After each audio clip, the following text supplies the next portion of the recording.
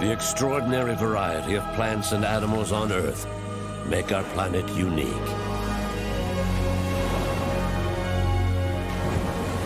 In its harmony and balance, the spectacle of nature is born of an age-old evolution that has endured almost as long as the Earth itself.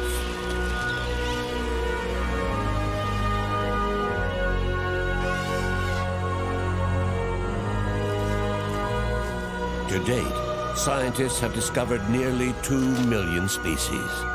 But this represents only 15% of life on Earth. Huge swaths of this planet's biodiversity are completely unknown, especially in our forests and oceans. Biodiversity produces oxygen, provides food for plants and animals, and helps to purify the soil and water. Our forests and oceans play an essential role in regulating climate, allowing billions of organisms to celebrate life on Earth. But this fragile balance is threatened. Our lives depend on biological diversity. Species and ecosystems are disappearing at an unsustainable rate. We humans are the cause. We stand to lose a wide variety of environmental goods and services that we take for granted. Researchers believe that the Earth is undergoing one of the most significant mass extinction events in its history, caused by our civilization. Our expansion is affecting the ecosystems of all other species. We are changing our world, and species are disappearing. As humans, we can have a drastic effect on this planet. We can't just do things and not think about the long-term consequences. It's a serious issue. We need to change minds and change attitudes towards nature. Human impact on biodiversity has greatly increased since the start of the Industrial Revolution during the 18th century. Massive technological and economic development have driven the expansion of our civilization across the planet. The Earth's population has grown from 700 million to 7 billion in less than 300 years. Worldwide, humanity has become a phenomenal force. Greenhouse gas levels have not been this high for over 1 million years.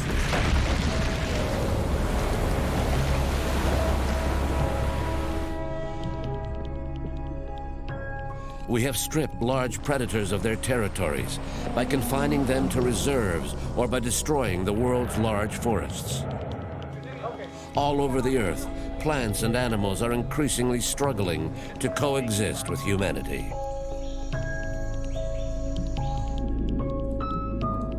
Every day, nearly 130 species go extinct, probably one of the highest rates of extinction the Earth has ever seen.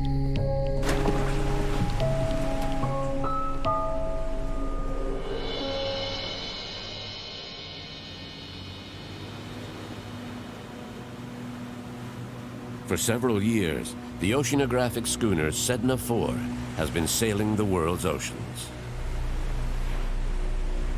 After expeditions in the Arctic and Antarctic, its crew has now embarked on a 3-year voyage around the world. During their mission, 1,000 days for the planet, they will meet with scientists who have dedicated their lives to protecting biodiversity. Mission leader, Jean Lemire. We set sail for Central America, a region with one of the highest diversity of species in the world.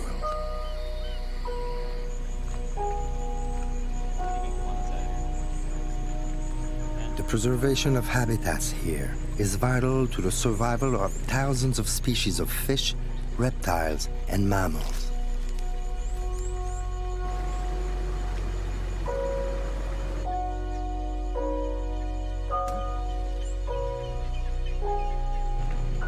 Here, the many shapes and bright colors of biodiversity stimulate our desire to protect them even more.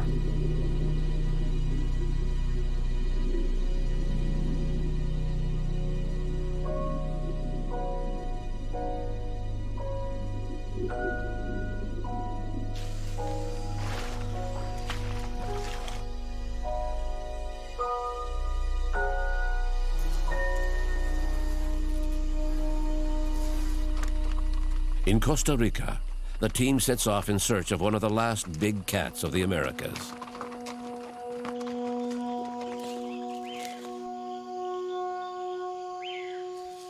These top predators in the food chain help control populations in their ecosystems.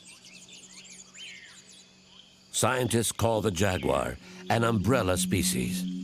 By protecting it, the balance among all the other species that share its habitat is also protected. Unfortunately, the jaguar is threatened. Humans hunt its prey, and farms, ranches, and ever-expanding urbanization are fragmenting its territory. In less than a century, the jaguar's habitat has been cut in half. Today, it is confined to pockets of land that are becoming smaller and smaller. Maintaining connections among these pockets of land is essential to the genetic health of the species, because jaguars are part of a single extended family that stretches from Mexico to Argentina.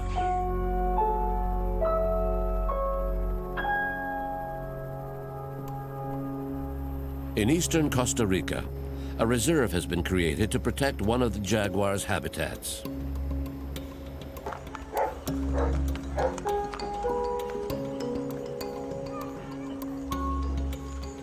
This is a private reserve that regularly attracts scientists such as biologist Jose Gonzalez and Jan Schipper. They have dedicated their lives to protecting these big cats. Nice spot. Yeah. Ah, look at there, look at there. Oh, yeah. Those are jaguar marks. Wow, even there. All the way up. So that's a good spot for jaguar. This is a perfect spot. Yeah. This is the place we're shooting. A jaguar has marked its territory by scratching a tree. Get sunlight direct to it, and then lock. Installing a motion sensing camera will record the passage of jaguars and photo ID them. Using photographs over several years, researchers have shown that the reserve is frequented by about 14 jaguars. And videos highlight the problem of jaguars coexisting with local farmers. Oh, look at that. What's this? That's definitely a cow, and that looks like Cora. Yeah, that's Cora, for sure. That's amazing. That's amazing. Wow, see the power in his jaws? Wow. Wow. With the strength of the animal. Yeah. So I suppose that, you know, when a jaguar cut a cow like this, it brings lots of conflict. Yeah, because that's the basis for conflict, people hunting jaguars in revenge.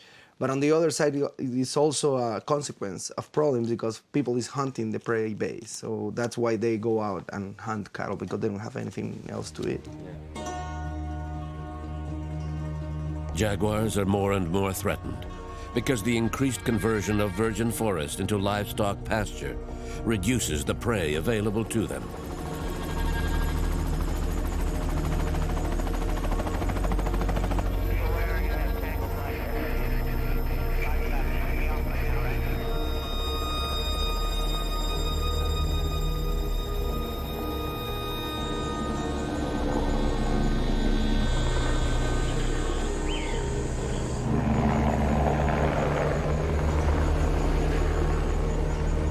The reserve has an area of about 100 square kilometers, which is not enough to support the jaguar population.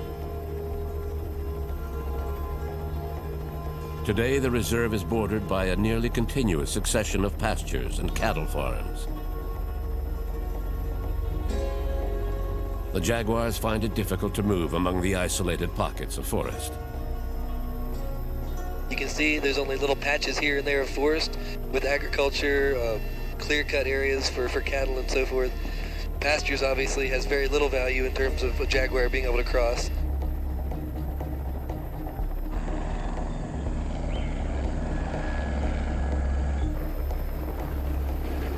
So we don't necessarily need a continuous virgin forest from here to the coast. We just need a mix of forest types along with different types of more sustainable agriculture to connect it.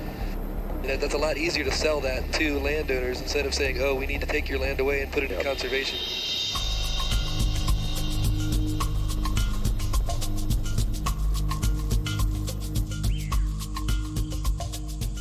The challenge for scientists is to protect the jaguars when they leave the reserve's boundaries.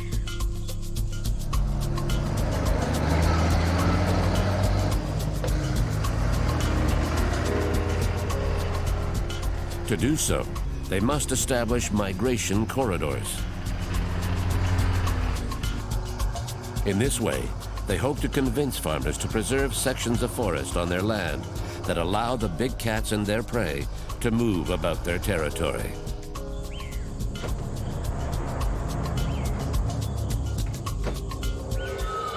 But first, they must capture one. We use some pheromones to attract the animals. By equipping a jaguar with a tracking collar, the scientists will be able to precisely monitor its movements. And this is the trap. So it has a little mechanism like right in the bottom. We're gonna check it right now just to see if it's working fine. If jaguars disappear, what we're gonna see is just overabundance of many other species, probably changing entirely what we know as biodiversity right now. So it's a huge change that is gonna occur. That probably also works when you don't have sharks in the sea. The entire community changes.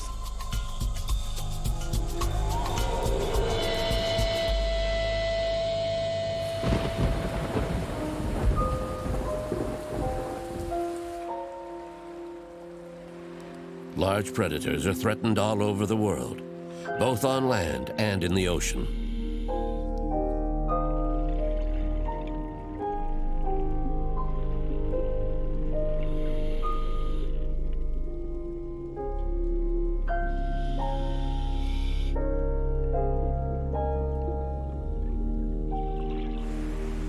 In recent decades, populations of sharks, tuna, and swordfish have declined by 90% around the world. During this same period, fishing intensity has increased dramatically.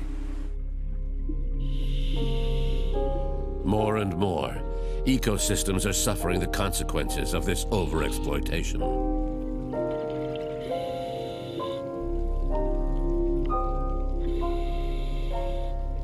In the coral reefs of the Caribbean, large predators are increasingly rare, which has weakened ecosystems and opened up a niche for an invasive species.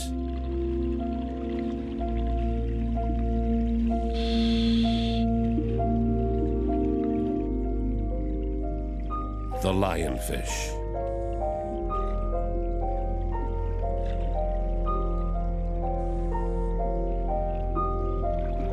Biologist Tim Pusak of the University of Oregon has studied this phenomenon for many years.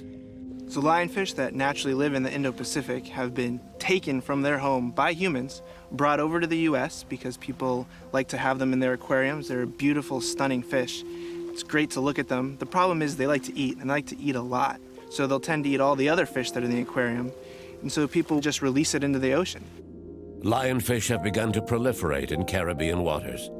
Genetic studies show that the population began with only 6 individuals.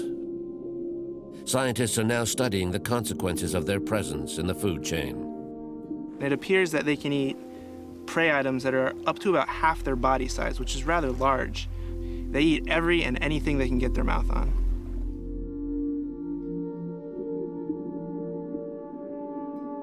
Studies have found that a single lionfish could reduce the number of small coral reef fish by about 90%, so they're having a drastic effect, much greater than any native fish would have. The smaller fish eaten by the lionfish generally consume large amounts of algae. With no fish left to eat the algae, they proliferate to the point where they suffocate the reef.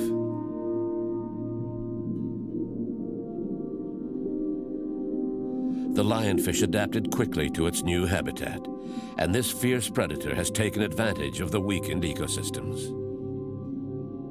Populations exploded since the 1990s and now extend throughout the Caribbean, into the Gulf of Mexico, up the eastern seaboard of the US, and working their way down the coast of South America.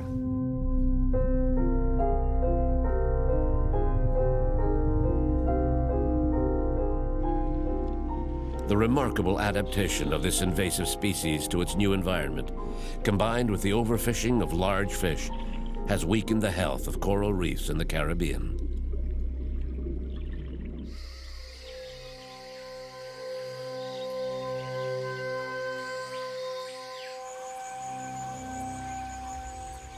Panama has not been spared the influx of invasive species, which are weakening some of the world's richest ecosystems. These ecosystems are home to nearly 50% of the world's amphibian species. Frogs occupy one of the most important niches in the food chain. They consume large amounts of harmful insects and serve as food themselves for many species of reptiles, birds, and fish. In the field of medicine, they have also led to the development of antibiotics and are important in cancer research.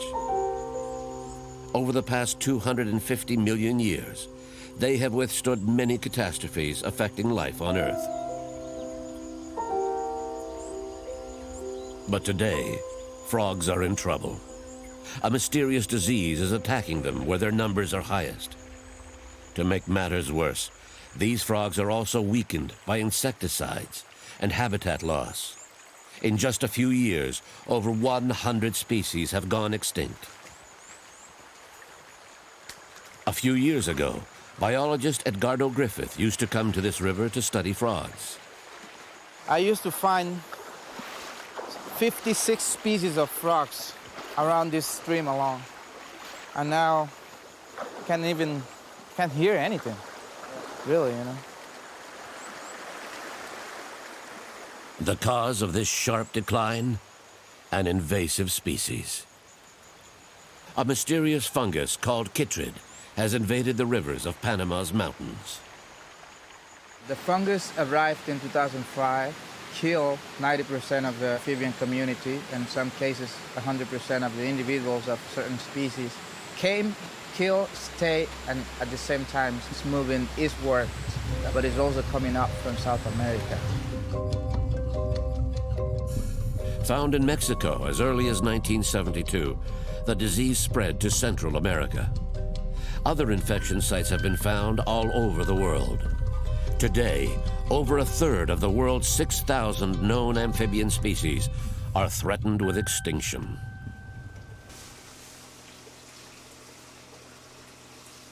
To me, I used to be a field biologist. Now I think I'm like an extinction biologist.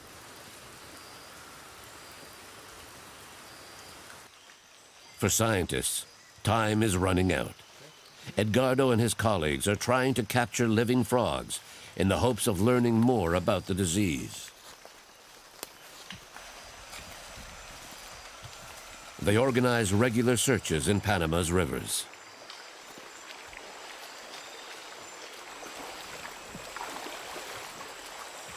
Chytrid is spreading at a rate of over 30 kilometers per year.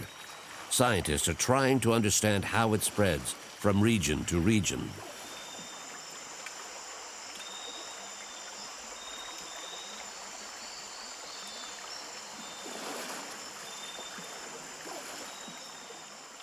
When a species nears extinction in nature, scientists often have no other choice but to remove the few survivors from the wild. Right here.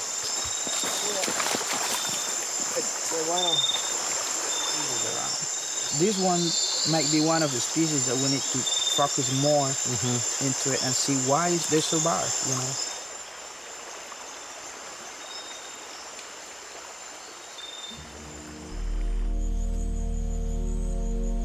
The last remaining individuals of many frog species are today conserved in sterilized containers, isolated from the outside world, where the dangerous fungus threatens their survival.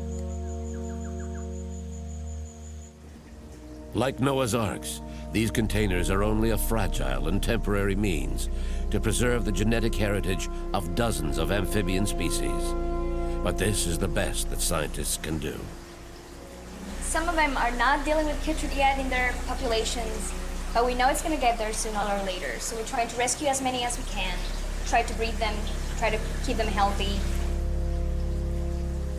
This might be the last one, so it's a huge responsibility for us.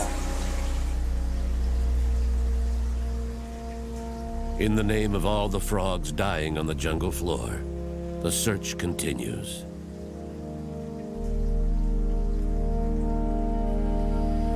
Long considered among the most ideal frog habitats, Panama's forests are now a real threat to their survival. Today, this unprecedented epidemic is threatening the ecological balance of ecosystems around the world.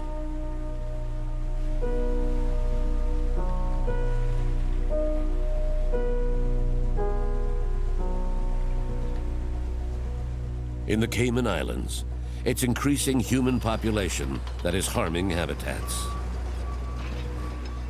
Over half of the original environment has been destroyed. The population of the Cayman Islands is doubling every 12 years. What that means is the footprint on the land here that's taken over by humans is doubling every 12 years. This habitat reduction is disastrous for certain endemic species, such as the blue iguana. Found only on Grand Cayman, it is considered one of the most threatened species in the world. As the island's largest herbivore, the blue iguana eats large amounts of fruits and flowers, which helps to disperse plant seeds over large areas. This is vital for maintaining the island's delicate plant diversity.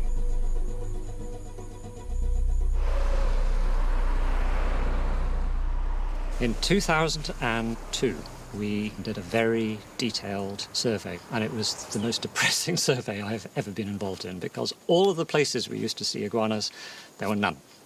We think realistically it was probably more like 12 left in the wild, and they weren't finding each other to breed. So the population was doomed. It was functionally extinct, as we put it, technically speaking. They were there, but there was no future. In 2002, Frederick Burton left his job to dedicate himself to the recovery of this species.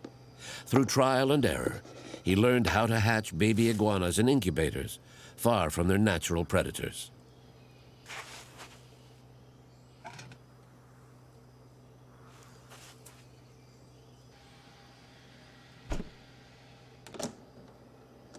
When they hatch, they're tiny, they're about this long, but they grow very, very fast. And by the time they're 2 years old, they're naturally predator-proof, effectively. They get too big for the native snakes. Oh, this is the captive facility. We have a few hundred iguanas in here. The young iguanas are given refuge at the Grand Cayman's Royal Botanical Park. Breeding adults, responsible for the proliferation of the species, are also kept here. They have a need for a lot of space. I mean, we found this out. Originally, when we built this facility, we thought this was all we needed. And then we discovered they needed more space. We studied them in the wild, and then we found out, whoa, an animal like this would probably have a territory of maybe an acre or something like that. We have the 2-year-olds that we're going to put out. So Jean, these are the cages where we have the 2-year-old iguanas, the ones that we're getting ready to release into the wild. It is now time for these young iguanas to take their true place in nature. But will this new captive-born generation succeed in recolonizing Grand Cayman's weakened environment? Next one. Nice. So you will sleep there for tonight, right? Yeah. They'll be hanging in the backpacks, the same backpacks we're going to take in the morning. So they'll cool down and they'll be fine, ready to go.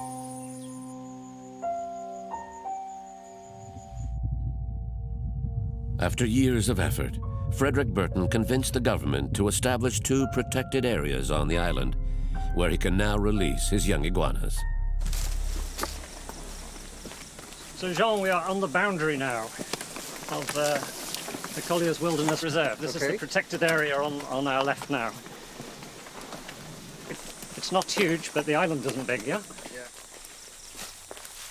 By protecting the reserve from the assault of development, Frederick Burton has protected more than just the iguanas, because dozens of other threatened species also live here. We will get rid of our packs here and we'll just take the iguana in.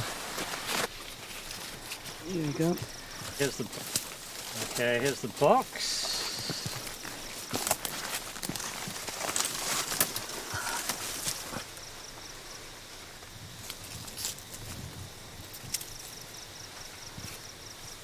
Oh yes.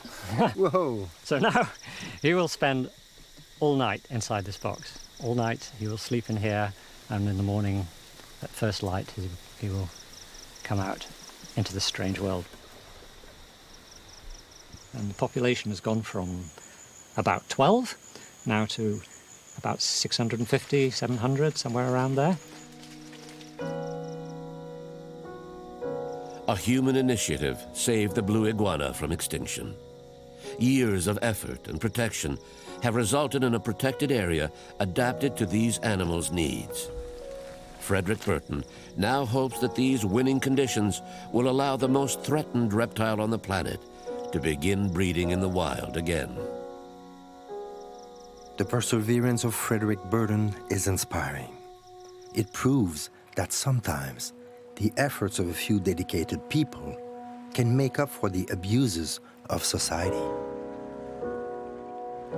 Sometimes evolution itself can put a species at risk. All right.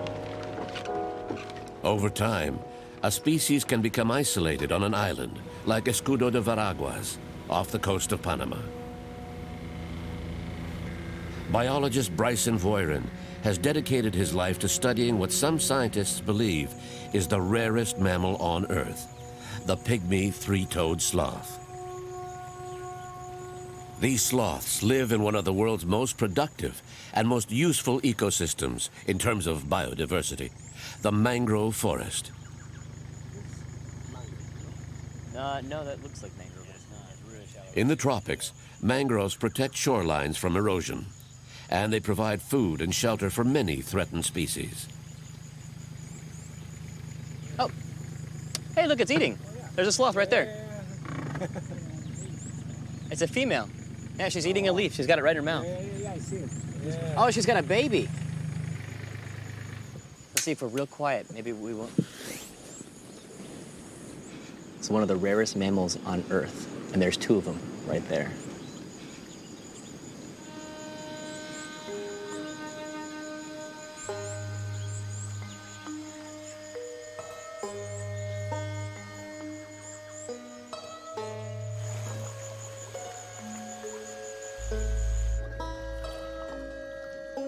The pygmy three-toed sloth is found only on the island of Escudo de Veraguas. Discovered in 2001, it was immediately classified as critically endangered.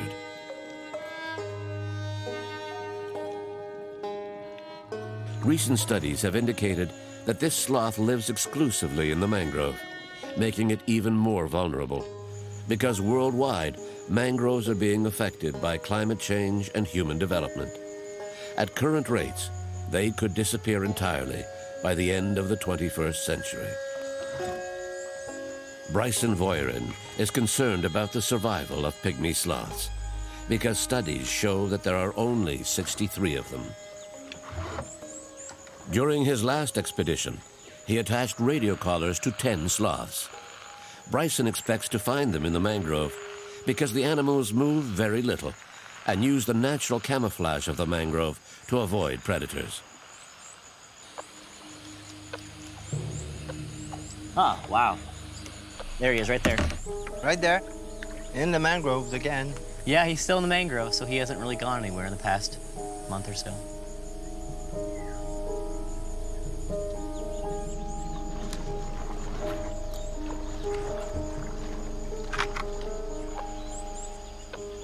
In the days that follow, he finds 9 of the 10 pygmy sloths, all in the mangrove.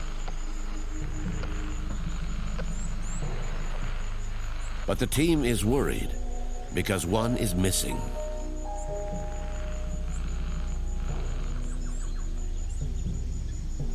Sebastian. Jean. Hi, Jean, Sebastian. Hi, Sebastian. Yeah, we're just at the end of the mangroves. We lost our signal a little bit. We're gonna need some help. Okay.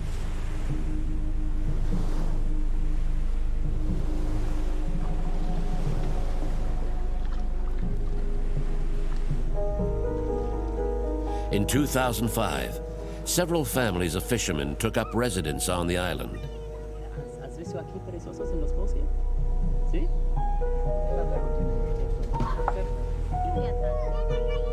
Their knowledge of the area could help find the missing sloth. It doesn't really bother. Hay mucho. Hay mucho. You think that the one that live in a mangrove, they live in a mangrove, but there is a lot more right behind in the jungle here. So let's check in the forest, that's for sure. Yeah, definitely. Muchas gracias. This surprising information contradicts previous studies indicating that the mangrove is the pygmy sloth's sole habitat. Bryson decides to search in one of the channels leading into the forest.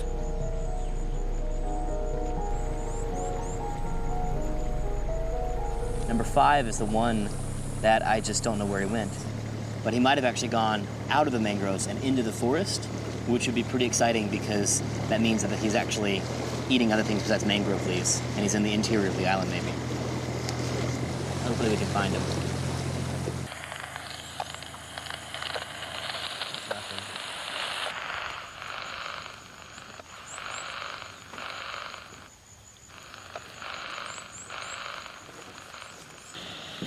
All right, I got him on the 900 frequency.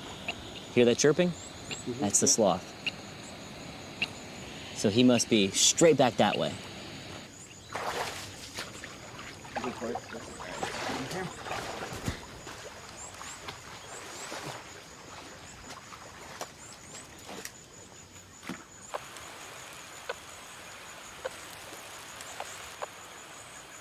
Every step away from the mangrove would appear to increase the credibility of the locals.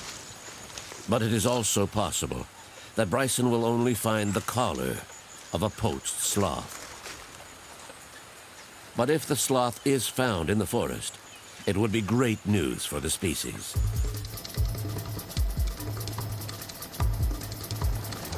In nearby Costa Rica, Jan and Jose have yet to catch a jaguar. The scientists are concerned because the animal's distribution in the reserve is well known, and the lack of any tracks is surprising. They redouble their efforts in other sectors of the reserve. Capturing such a cunning animal is a huge challenge, but it's an essential part of the research, because only through a better understanding of the jaguar's migration patterns can its living space be increased.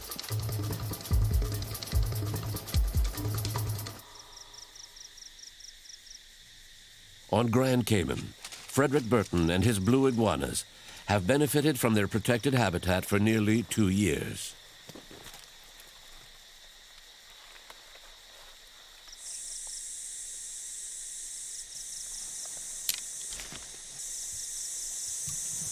Joel, that was a hatchling. Yeah, that's great. That's the first wild-born young iguana we have ever seen in this area. This is a wild iguana that is hatched here in the protected area. So it is working. It's working. It's great. Working. I think it's very interesting working on a small island because it is like a microcosm of what is going on everywhere in the world. And it's very important, I think, for people working in conservation to spend at least part of their time working on things that can succeed. It's important for personal motivation, but it's also important for the way that conservation is presented to the world. People get very tired of hearing bad news stories all the time. The wild birth of a baby iguana is a triumph of nature.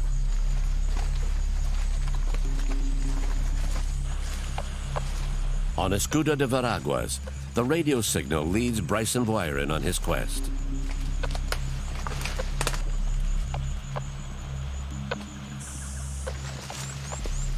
Yeah, you could just see her fur. Hey, buddy.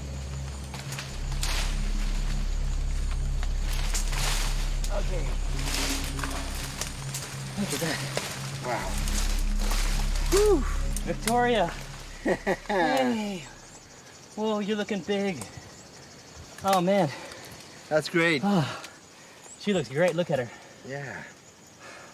That's great. She looks like she's been doing very good here in the forest and not in the mangroves, so she looks very healthy.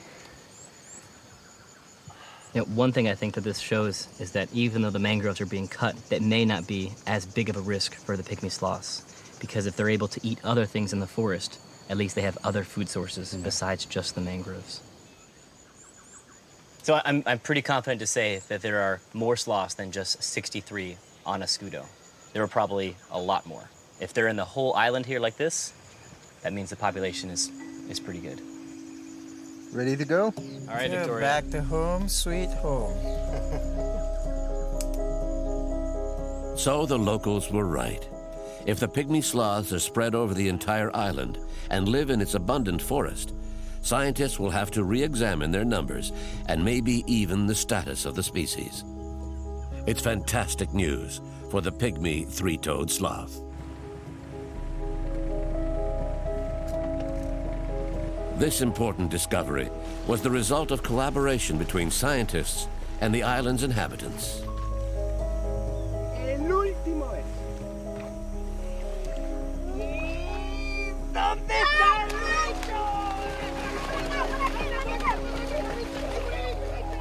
But the happiness of this day is short-lived. Not far away, a nasty surprise awaits the scientists. A green turtle, another endangered species, is trapped in the dugout of a group of poachers. So they're in the islands, you know, so they're probably gonna cut it up, smoke it, and then they will cook it slowly. And they'll finish with it. And this animal can stay at least a week before he starts to get weak. Do they really know what they're doing? I really think they really know what they do. The police would come around here maybe 1 or 2 times in a month, just pass around looking for drugs people, but they really don't looking to see if people killing sea turtle.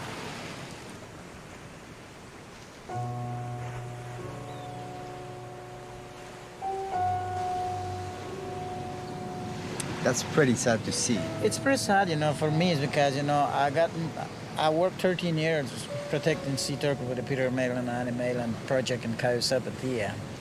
And my father got more than 20 years saving them, you know, trying to save them, and I do the same, you know, so it's pretty sad to see they catch it and they're going to kill it, you know. Poaching is yet another threat in the fight to conserve endangered species. And the problem is widespread, even in protected areas.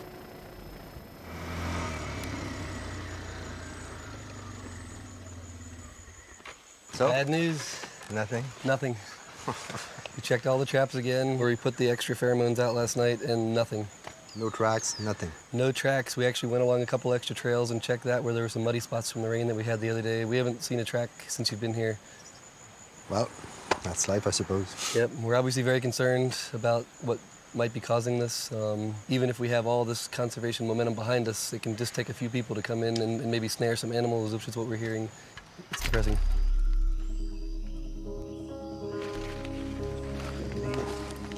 But where are Cora and the other jaguars?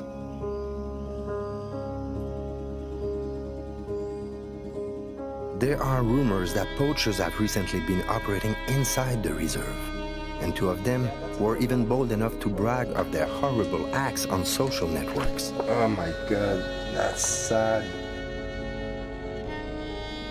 It's a catastrophe for the local population, which numbers only 14 jaguars. How far should we go to protect threatened species? A private militia patrols the reserve every day.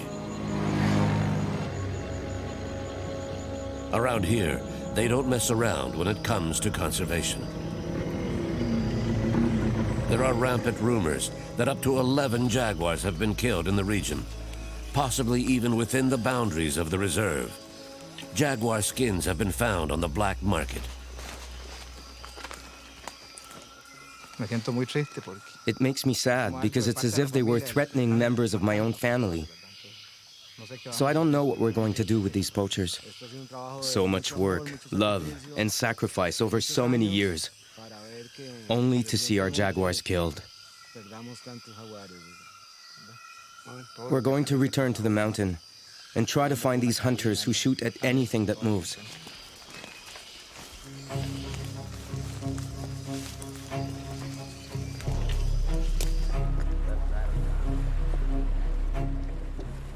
On Little Cayman, another type of hunting party is being organized. Local diving associations are mobilizing to wipe out the lionfish, the species now considered the worst poacher in the Caribbean.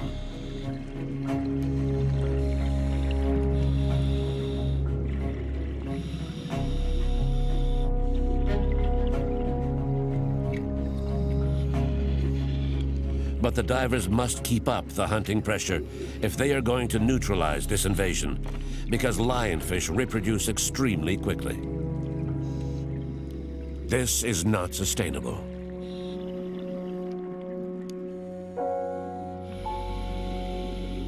So they have turned to a more natural solution. They are enlisting the help of the few groupers that live near the coastline.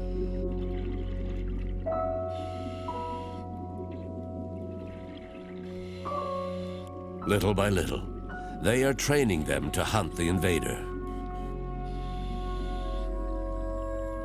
Who knows whether these few fish will develop a taste for the lionfish and transmit this new feeding habit to other fish.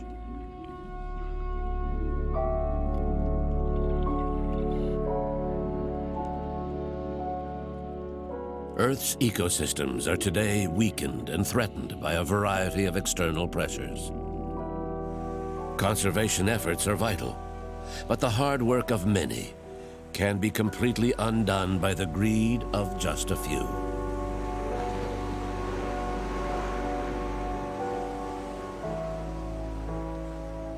Buying the turtle's freedom cost only a few dollars. A modest sum given the situation. We even wondered if we were not trying to appease our own conscience in the face of so much indifference. But this was a living symbol of nature's difficult coexistence with humanity. We just couldn't leave it there and do nothing.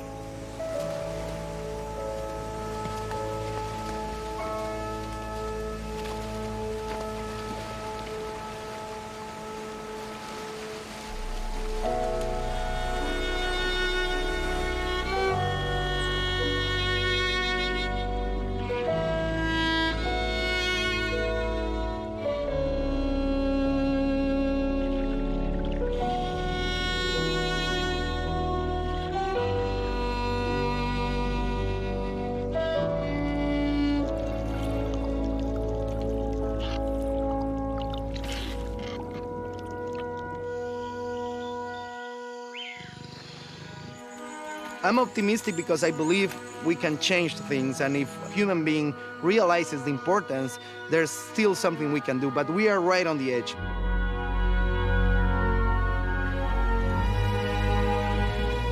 The coral reef system could be in dire straits, but we need to take efforts in order to mitigate these, and we can stop fishing larger fish and keep them on the reef, and it's important that we do it now.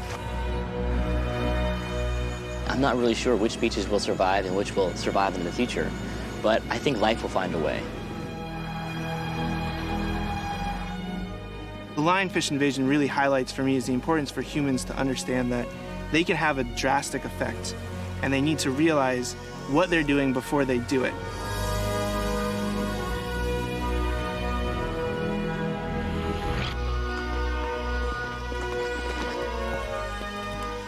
When you're in a forest with predators, it gives you a new respect for life. It gives you a new respect for the connectivity of all things. You actually feel like you're not on the top of the world. Maybe that's where we should begin, is to not just educate people in the classroom, but take people out of the classroom into what's left of the wilderness so that we can actually save it. If you inspire people and educate them, I think then they'll start to care more about it and help protect it.